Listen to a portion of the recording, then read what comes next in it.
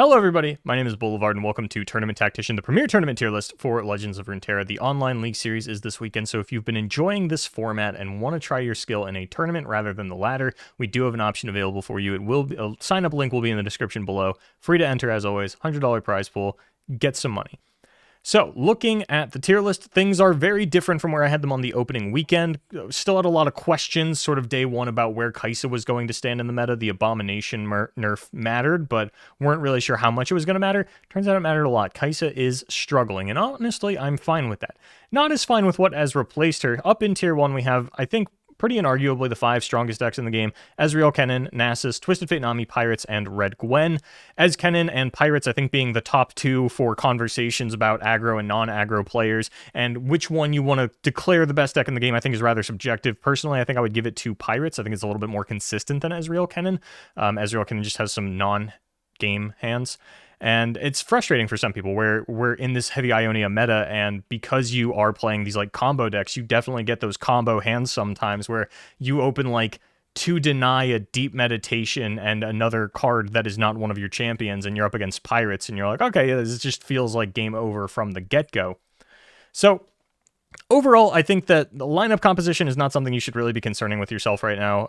You're not going to be thinking too hard about it. I really don't recommend exerting the brain power on things like that when we're not on the seasonal patch, unless you're going for like a really high stakes tournament, like a $500 or $1,000 tournament or something like that. So like, you're probably not going to see a lot of Ezreal, Kennen, and Pirates plus X in the same lineup. I think that players still just look at differentiating archetypes like this, or just the 2 best decks and being like, okay, these are what people are going to want to target, so I shouldn't run both of them because then I'm losing to people that are targeting Kennen and people that are targeting Pirates. And I don't think we're quite at the point where you want to be saying, okay, yeah, you know, I can just beat the Kennen counters with Kennen, because I think a lot of people have different ideas of what the Kennen counters are right now as we continue to get new decks popping up into the meta. But I don't really have much to say about tier 1. I think if you've played any amount of ladder, these are the decks that you have seen more often than not. And there's nothing, you know, like a lot of these are just left over from the previous meta, right? Nasus, Pirates, Red Gwen, these were 3 of the 5 best decks from the previous meta. Kennen was, of course, one of the biggest counters to Kai'Sa, so the good players were on it. They knew about it, all that. And then TF Nami, of course, always being a dark horse, although we have moved over to Ionia from Shadow Isle. Not much has changed about the deck. You're still playing a similar game plan. You just have a few more broken cards available to you, like the Vestians, the Monkey, you know, Eye of the Dragon, which I think is getting filtered out of the deck, but is not totally out of the deck yet. So you will probably see most of the TF Namis in Ionia with Eye of the Dragon this weekend.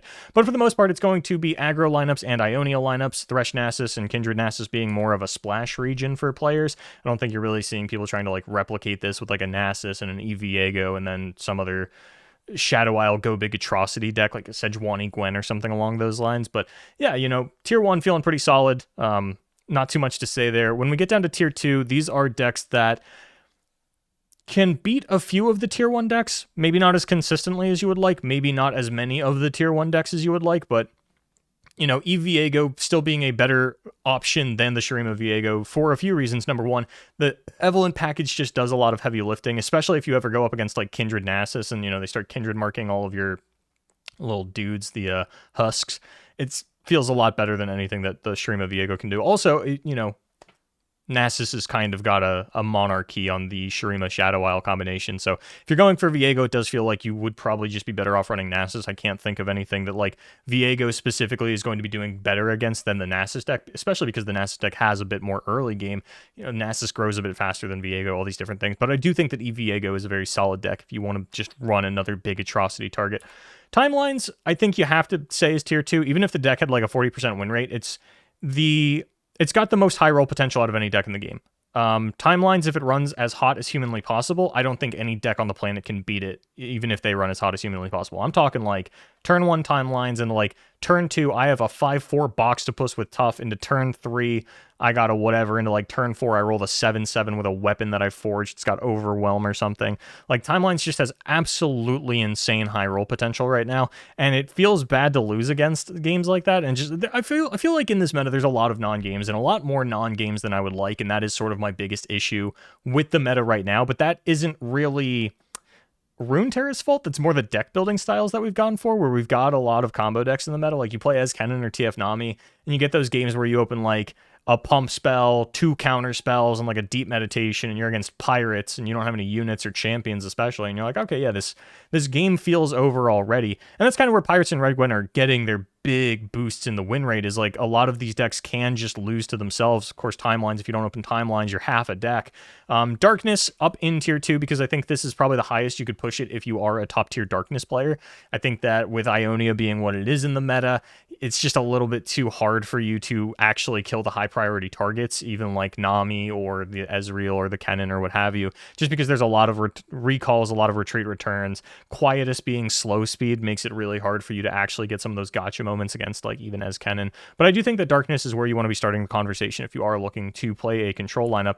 And then I actually forgot to put Victor Lee Sin on the tier list. I would probably put that at about the same point as Akshan Lee. I'd probably even move Akshan Lee down to tier 3 to make room for the Victor Lee Sin, because I do think that is the better option. And with the release of Ionian Weapon Master or Hook Master, yeah, I think that's the name of the card, the Noxus Ionia card that's absolutely in every Ionia deck, giving Overwhelm access to Lee Sin out of Ionia means that even if you are playing something like Victor Lee, which traditionally only played the Lee as like a challenger, you were more all in on the Victor for your actual win condition, you now have an option to actually OTK with the Lee Sin just organically in Ionia, which again makes it feel a bit more high rolly than previous iterations of the Lee Sin deck, because it is random whether or not you will get the Overwhelm weapon. On top of the fact that Victor is your other main win condition, of course, if you roll the keywords in the right order, everything feels great, but if you don't, then everything feels a little bit more mediocre. But I do think that the deck is very good, and I think that Ionia as a whole, like a triple Ionia lineup, is probably something that you're going to run into a lot this weekend, as well as a triple aggro lineup, although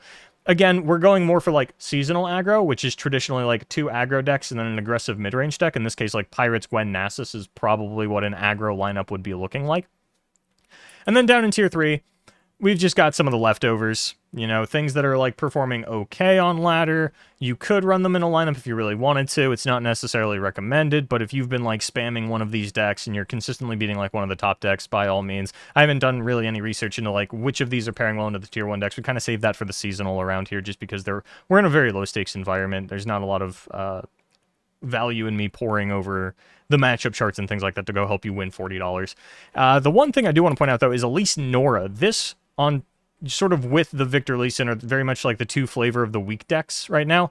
I think both of them just kind of popped up within the last 2 or 3 days. But Elise Nora, of course, taking the same regional combination as Darkness. I don't think anyone was really concerned with that anyway. But it is a Nora deck. It is an Elise deck. I've got it labeled as a control deck. I'll show it to you real quick just because looking at it, it looks kind of hard to identify archetypally, because like it's a Yordle Captain deck, which makes it feel not like a control deck, but you are running like Vengeance and Mini Morph, and it's weird. It looks weird, and I'm sure that's why a lot of players are so drawn to it right now, is it looks very fun. It's probably doing, you know, pretty good things. The versions I've been running into on ladder have been playing the 7-mana spell that, you know, puts in all the portals and chimes and traps and things like that.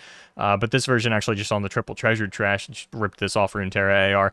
But ultimately, I think this is a pretty cool deck to give a go if you are looking for a third deck to round out your lineup and you're kind of looking to have fun. This is definitely what I would put to the ladder tonight and then kind of figure out if it fits into your lineup, if that's something you want to be going for.